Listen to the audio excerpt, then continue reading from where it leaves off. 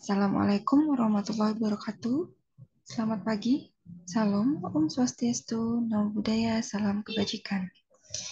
Terima kasih kepada anak-anak. Kita jumpa lagi dalam mata kuliah komunikasi dalam pelayanan kebidanan. Jadi, pada pertemuan keempat, kita akan membahas terkait komunikasi efektif dalam layanan kebidanan.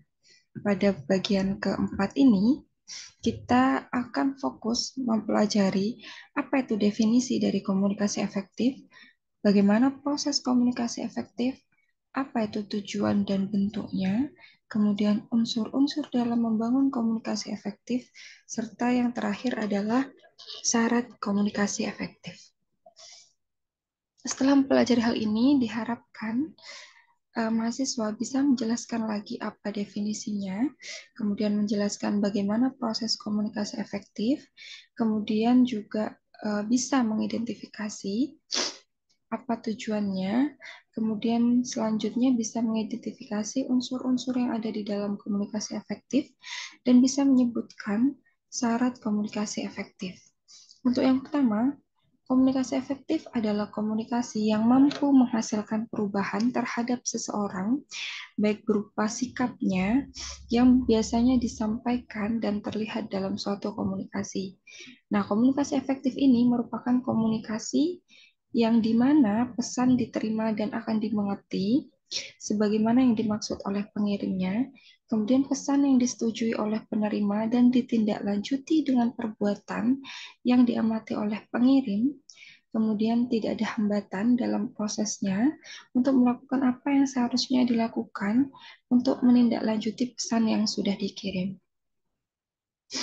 Selanjutnya, dalam proses komunikasi efektif, sukses tidaknya proses komunikasi ini akan dihasilkan komunikasi yang efektif dipengaruhi oleh banyak hal. Jadi di sini disebutkan oleh Wilhelm Schramm. Jadi dia mengatakan bahwa the condition of success communication itu ada beberapa hal. Yang pertama, pesannya harus diatur sedemikian rupa untuk menarik minat komunikan dengan cara memberitahu karakteristik orang yang akan kita beri pesan. Kedua, pesannya tidak hanya lisan, namun ada biasanya secara visual atau audio yang mendukung pesan itu bisa disampaikan dengan baik. Kemudian yang ketiga, pesan yang disampaikan itu harus sesuai dengan kebutuhan komunikan. Nah, kemudian yang keempat, pesannya harus menyarankan suatu jalan atau solusi terhadap kebutuhan yang dibutuhkan oleh komunikan.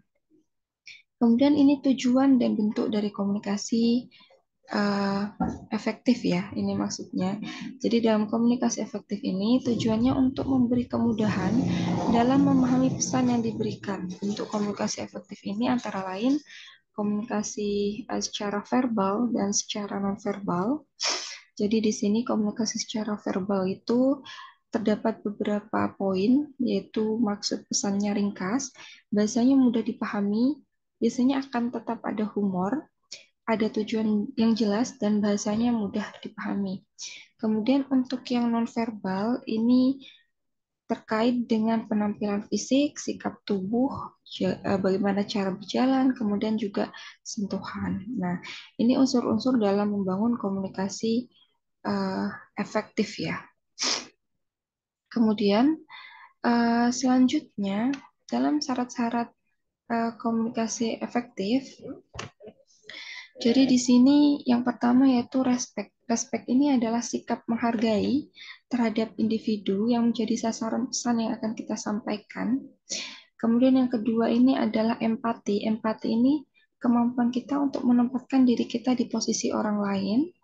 Kemudian yang ketiga itu audible. Audible ini kita dapat didengarkan atau dimengerti dengan baik oleh komunikan. Kemudian yang ketiga clarity. Clarity ini adalah jadi pesan yang kita sampaikan itu jelas sehingga tidak menimbulkan multitafsir. Kemudian humble, harus punya sikap rendah hati. Sikap ini adalah unsur yang terkait dengan hal yang paling pertama gitu ya, untuk membangun rasa menghargai orang lain. Nah, itu saja pada pertemuan keempat kali ini. Jadi untuk ringkasannya, mahasiswa sudah mempelajari tentang definisinya, kemudian prosesnya, tujuan dan bentuk komunikasi efektif, unsur-unsur dalam komunikasi efektif, dan juga syarat dalam komunikasi efektif.